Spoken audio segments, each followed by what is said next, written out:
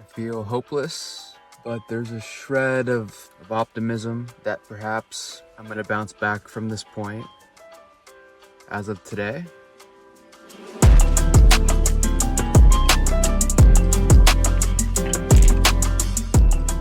What's nice about rock bottom is that at least it's the bottom.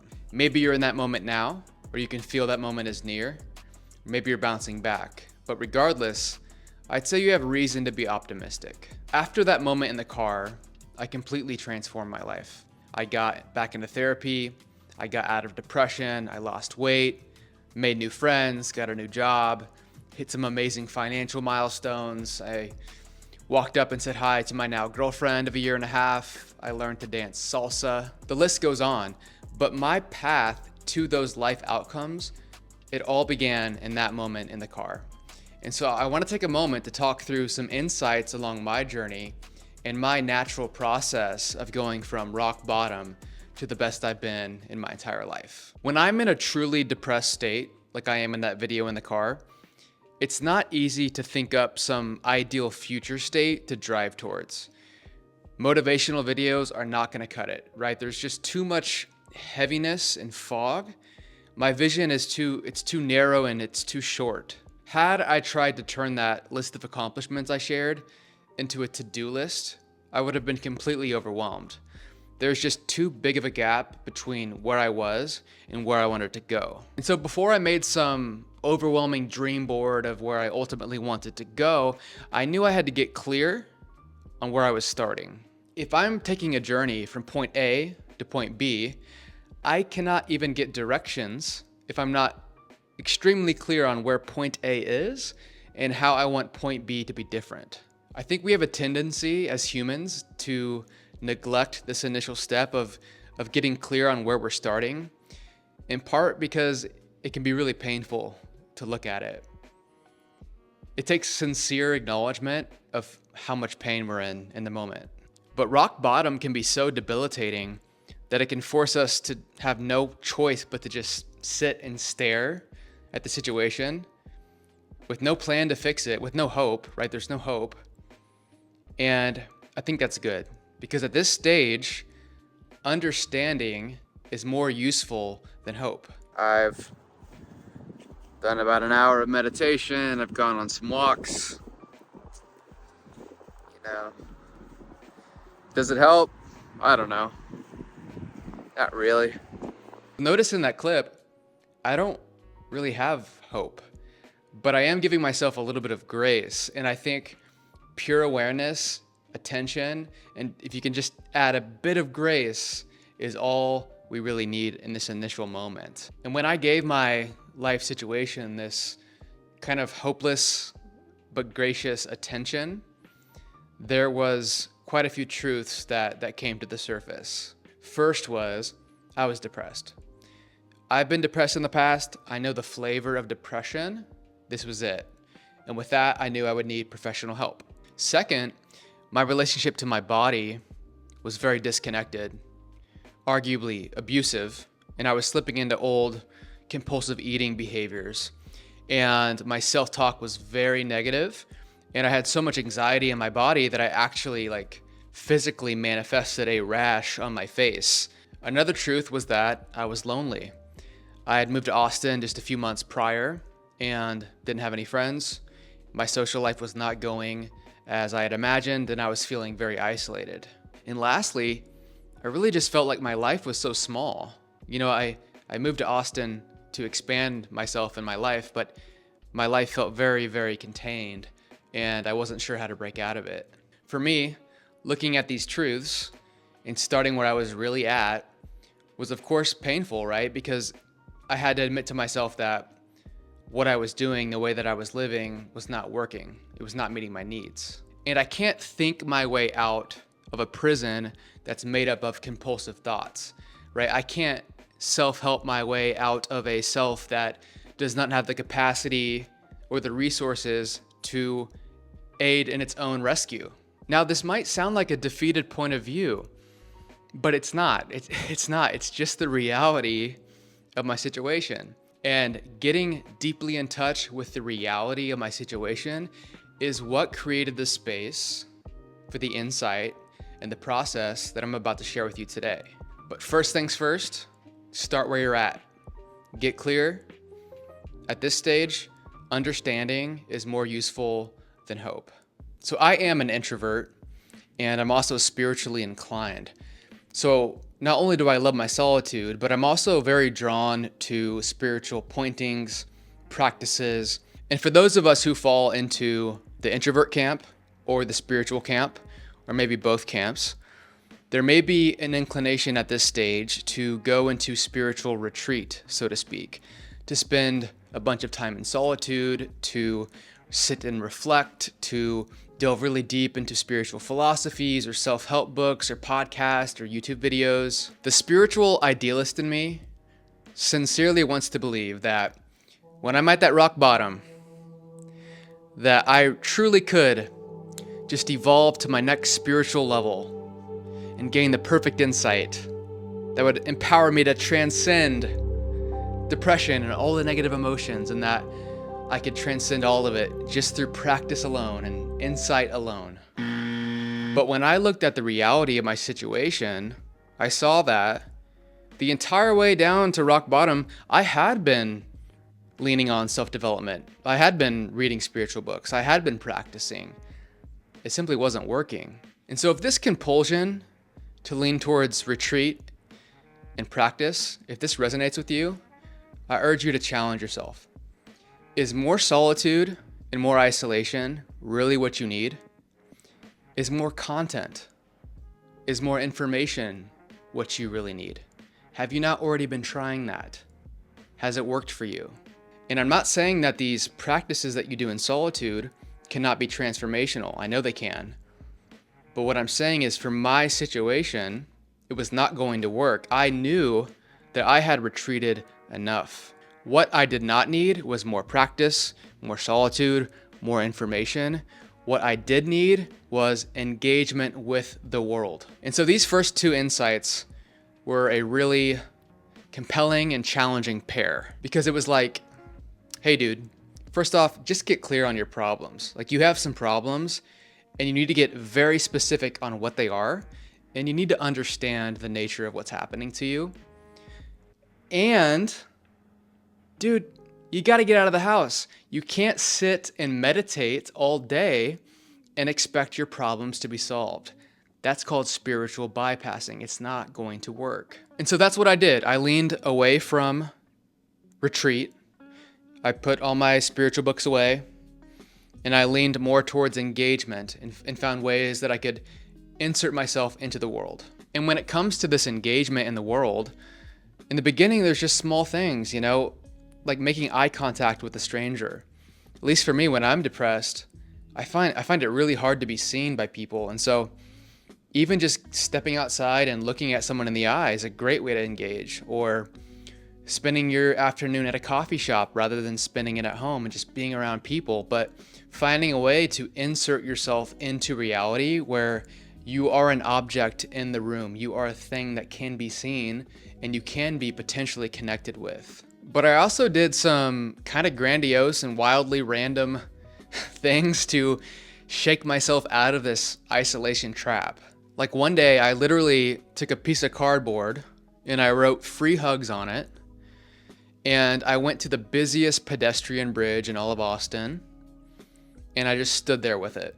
And I inserted myself into reality in a way that was so kind of intrusive and undeniable, and went through all of the feelings of standing there, of fear, embarrassment, the feeling of being seen and being judged by people. But on the flip side, it was completely transformative in the way that I did feel so much connection and so much love. And although this free hugs example may seem random or aimless, and in a way it is aimless, I wasn't trying to achieve some big strategic goal for myself. All I was trying to do was wake myself up and insert myself into reality, and again, lean away from retreat and more towards engagement with the world. And I gotta tell you, it worked. And so maybe it's time to face it. Maybe you've retreated enough. Maybe your spiritual path and your journey towards healing is going to unfold through engagement with the world. All right, so I'm clear on where I'm at. I'm leaning towards engaging in the world. And this feels good, right? Because there's understanding and there's motion. But in the same way as in that first audit stage where we have a tendency to kind of not want to look at all of our pain, I think there's also a compulsion here to get all hyped up on motivation and get excited and start projecting into some really positive future state.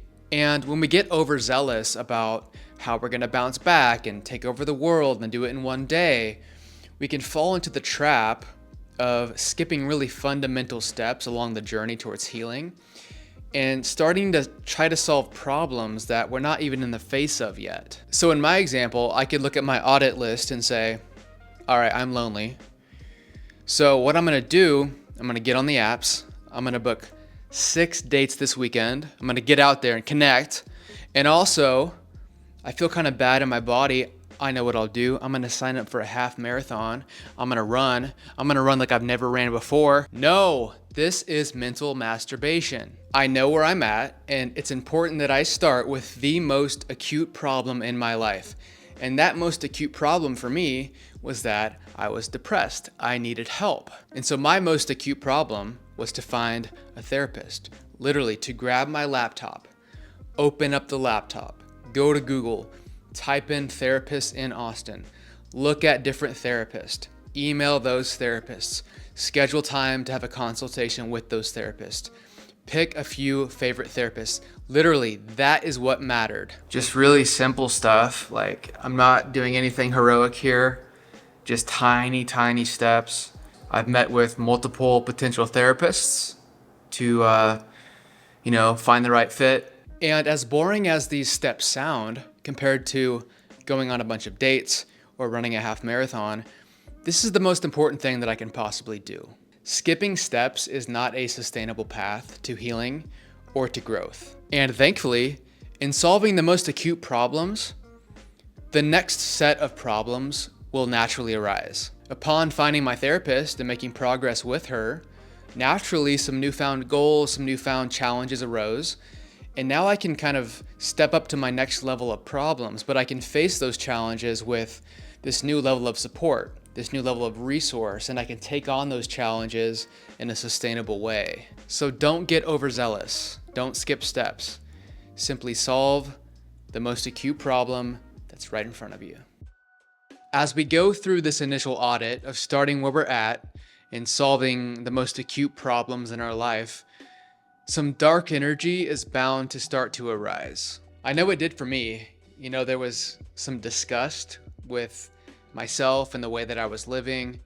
There was jealousy of other people who had better life situations. There was some anger that I had let myself get to that point. I think that these darker emotions are a natural part of the healing process. I don't think that they should be suppressed or they should be bypassed, but rather they should be channeled in a productive way. And I think this phase of the journey is where that can happen. Now that I have some positive momentum since my rock bottom, I'm not completely debilitated by depression. I have some new support and resources, and I'm solving these smaller problems that are in my way. I can take a look at that initial audit that we did, and I can get brutally honest with myself about what life's gonna look like if those things don't change. And for this, I am projecting into the future. I am thinking 12 months out, 5 years out. And I don't recommend this future projection in the beginning, in part because similar to the really grandiose positive vision, the really brutally negative vision can also be debilitating if you think about this too early in the journey. But again, after making some progress from my rock bottom, I have a bit more emotional space. I have some more tools and resources to get real with myself about the consequence of my current state. And so now I'm starting to address questions like, all right, if I stay in this depressed state, if I stay in this same lifestyle loop that I'm in, what's life gonna look like a year from now? If I don't find a way to make some meaningful connections here in Austin, what's the impact gonna be on my mental health a year from now? What's the impact going to be on my life trajectory 5 years from now? If I don't resolve some of these compulsions and loops that I have related to food and my body, how's that going to impact my self-esteem in 2 years? How is it going to impact the way I feel in my body, my actual physique? And how is that going to have implications for my mental health as well? I get specific and I create kind of an anti-vision. And I let this anti-vision, candidly, I let it disgust me a little bit. I let it anger me. I let the fear in. Like, I imagine the fear and disappointment of 3 years from now. I'm still in Austin. I'm still depressed. I still haven't made meaningful connections. And I just let that really land. Now, what I don't do is I don't let this projection overwhelm me. This is a tool, right? As an analogy, with this exercise, I'm jumping into a pool to swim, to get some exercise in and to improve my cardiovascular fitness. I'm not jumping into this pool to drown myself. I do not want to be debilitated by this vision. I'm getting real, but I'm not getting down, right? I'm tapping into these darker energies and I'm letting them fuel me a little bit. I'm letting them propel my journey upwards. I view myself like I'm a rocket leaving Earth, and these darker energies, so to speak, are the rocket boosters that I'm using to get off the planet and really fight that gravity. And the higher and higher I get, I'm shedding those boosters. I'm dropping those negative emotions and I'm using them, dropping them the higher that I get until I reach a point where I hit escape velocity. And ideally, I've dropped all of them. Tap into that dark energy as fuel to propel you towards your escape velocity. But as you near that moment, drop them, let them go. If you're still watching this video, you may not be feeling your best right now, or maybe you feel okay and you're on your path to feeling even better. But regardless, I'm betting that your relationship to your body is a little complex right now. And I'll tell you, I'm a hard case on this topic. I have a difficult past with body image and with eating disorder issues. Growing up, I was overweight. And then in my mid-20s, I struggled for most of it with an eating disorder. So this particular topic carries a lot of significance for me. And the mental frame that I think is most useful and most insightful here is to consider the fact that your relationship to your body is your relationship to the world. If I'm feeling like garbage in my body, if I'm resistant to it, if I'm constantly judging it, those judgments and those perceptions are going to be projected out onto the world. It's going to color the places I go, the people I see, the things I experience, the music I listen to. All of it's going to be clouded by this sense of resistance and judgment.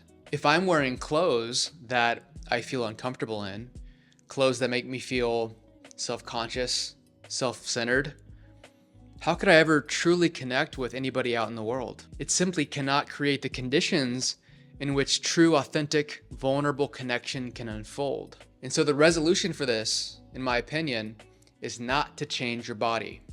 It's to change your relationship to your body and to change that relationship now, not later, not when you've lost 10 pounds, not tomorrow after you hit the gym, not after you have a healthy lunch. Literally right now, as you're watching this, now. My body is not perfect. The world is not perfect. Is it productive for me to walk around the world and to constantly judge every tiny thing? Like, oh, that person walks funny, and oh, that tree kind of awkwardly leans over the sidewalk, and there's a dent in that car. No, it's not productive. And in the same way, it's not productive to assert that same level of judgment on my own body. Now, this is not to say that I don't need to improve my physique or improve my health. In fact, I did do those things over time, but that's not the point of this. This is not about action. This is about relationship. By accepting my body as it is right now and not being in resistance to it, I'm naturally going to feel more open. And I'm going to show up in the world in a different way, a way that's going to be more conducive to connection, authenticity, vulnerability. I have so many deep learnings from my long and tedious journey with food and body image. But for this, I'm gonna keep it simple. I'm gonna keep it short. Your relationship to your body is your relationship to the world. Accept it as it is now. Even if you're on a journey of changing your body, do not wait to accept it. Accept it now. This will accelerate your healing. So this is where it gets a bit more novel, a bit more fun, a bit more scary. Because at this point, I have enough progress, I have enough stability to really light my ego on fire and just destroy my self-imposed limitations. I talked earlier about how I did seemingly random things to wake myself up and break myself out of apathy, like that free hugs sign, for example.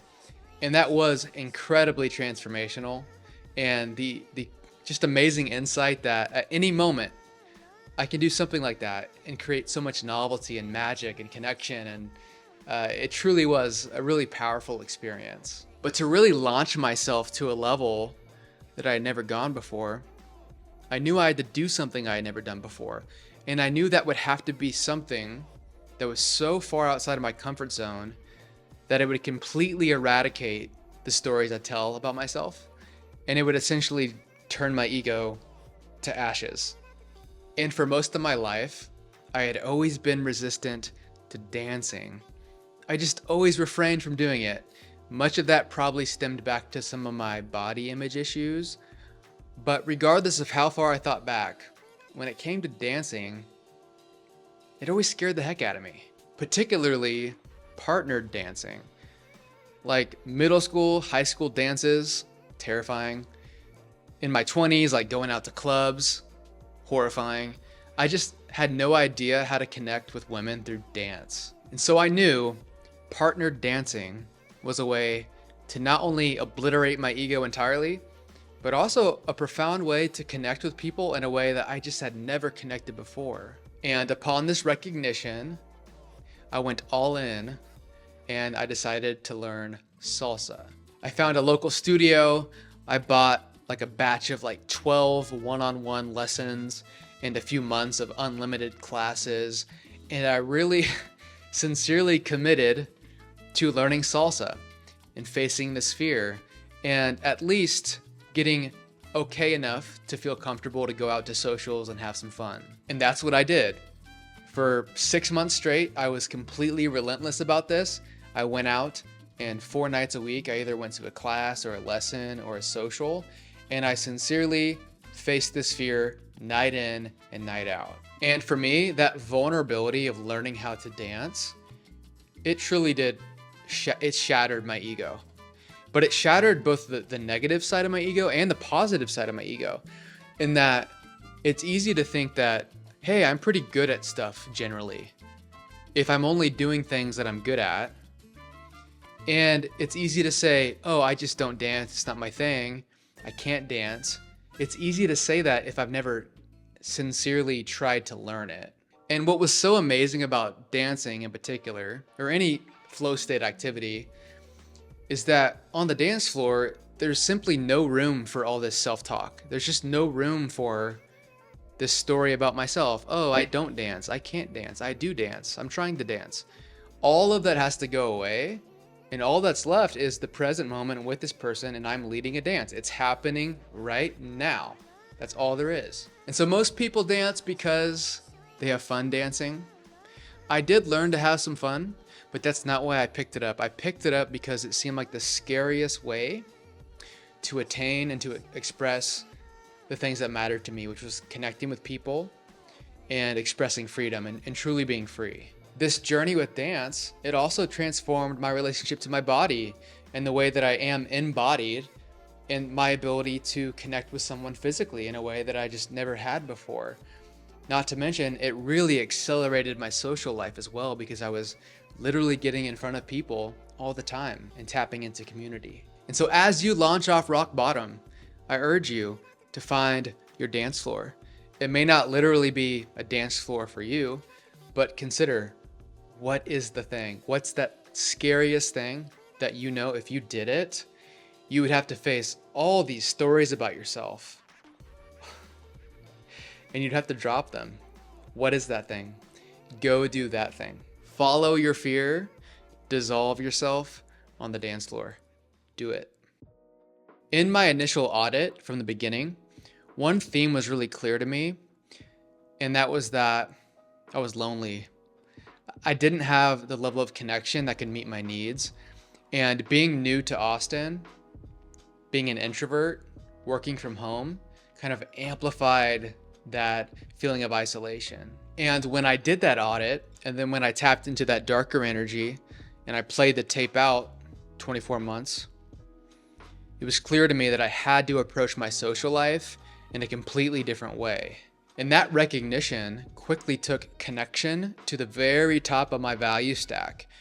Historically, my top values would be things like freedom, maybe money or health, but those had to be downgraded. Why? Because my current behaviors, my tendency to be in retreat, was not leading me to meaningful connections. It was not leading me towards a thriving social life. And so moving forward, all of my decisions would be made through this lens of, is this conducive to my goal of connecting with other people? And when I combined this lens to make decisions from with my inclination now to not retreat, but to engage, it really quickly transformed my social life. It's led to really deep and meaningful friendships that I have here in Austin now, some of which I consider lifelong friendships. That expansive energy and that inclination to engage and connect, it also led to me being out at a bar and seeing my now girlfriend at the bar and just feeling like, hey, I really want to talk to that woman, and walking up and saying hi and introducing myself. And so I really can't articulate the glory that is on the other side of engaging and being open to connecting. It's like the ROI is so high on this that it's hard to even talk about. I made a 30-minute video all about this, about how I went through transformation through connecting with other people. I detail what I did, how I did it, and share some insights along that journey. So if you are eager and interested in transforming your social life, I urge you to consider watching that. It may be helpful for you. And so as you accelerate off rock bottom and you're finding stability, you're finding progress, consider bringing connection up your value stack and prioritizing it above everything else. At a certain point in this process, my life got better. It got better than better. It became incredibly rewarding. I was so proud of the life that I was building. And I believe that you're gonna feel this too. If you're still watching this video, I have no doubt that you're gonna have the greatest comeback of your life. You might already be in it, maybe not, but I don't really care where you are. If you expose yourself to insight, and if you are sincere in your desire to go to where you've never gone before, I promise you, you're gonna do what you have to do. For me, as life got better and better and I could feel myself coming back to center, I had a couple of recognitions. The first was that it felt very important to me that I take some of that positivity, some of that progress, and I give it back to the world. And the second was that it felt critical that I did not get attached to where I was at.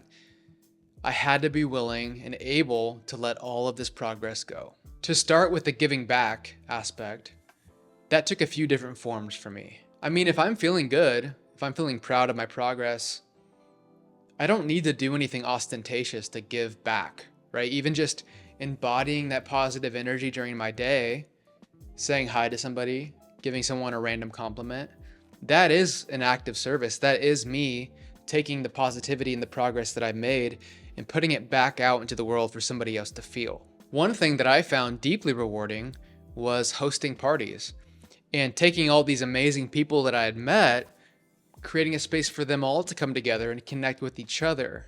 And I've seen the long-term ripple effect of hosting those parties and how connections that are made unfold and people who you brought together create a really amazing friendship. It's a really beautiful gift to give. It may sound odd, but throwing parties for me is an act of service. It's a way when my cup is feeling full, when I'm feeling good, that I can give to other people. And that act has really accelerated not only my healing, but my social life and my ability to really bring people together. And as for this willingness to let it all go, as grateful as I am that I made all this progress, I'm also not getting attached to it, and I'm not pretending that it's going to be a permanent state. The nature of reality is that things arise and they pass away. And thinking about that state of depression in the car, where's that state now? It's not here now, right? It's passed away. In the same way, I feel pretty good right now, right? Pleasure, contentness is here right now. Engagement is here right now. But in the same way as the depression, it's bound to pass away. On a long enough timeline, the feeling I have right now dissipates. This does not need to be labeled as good or bad. It simply is the nature of things. And I don't need to sit around and be anxious about, oh no, when is the day gonna come where the good feeling is gonna disappear? This journey of healing and of progress is not linear. I think of it more like a healthy stock chart where the stock trends up and to the right, but as it goes up, there are corrections along the way. And when it hits lows, it typically hits a higher low, right? It never goes quite as low as it went in the past. And that's how I imagine this journey of healing. I'm trending up and to the right, but I'm not oblivious to the fact that there are going to be healthy corrections. I am going to face lows, but ideally those lows are higher lows than in the past. And for me, I do my best to surrender to the impermanence of reality. I do my best to surrender to the ebbs and the flows and not get attached to a particular feeling. You know, I look back to that moment in the car and it was such a terrible feeling. And I hope to never have to go there again. But even in that moment, I had the tiniest shred of hope. It's just a tiniest shred of hope that things would get better. And you know what? Impermanence prevailed. The depression did dissolve. It may come back, it may not. But grasping firmly to this truth of impermanence, I think it's the only path forward. I think it's the only sustainable way to be with the ebbs and the flows and let them happen and do our best along the way. I hope you enjoyed the articulation of some insights along my journey. This is not some 8-step plan that's going to empower people to get out of depression overnight. That's not how I think the universe works. What this was for me was an opportunity to articulate some learnings that hopefully has an impact on somebody. If it did have an impact on you, I'm glad you're here. I'd love to hear from you in the comments if any particular insight or learning resonated with you. If you're still around at this point, consider subscribing, consider liking the video. It helps me out as I try to grow this channel. So sincerely, y'all, thanks for sticking around. Hope this helped. Catch you on the next one.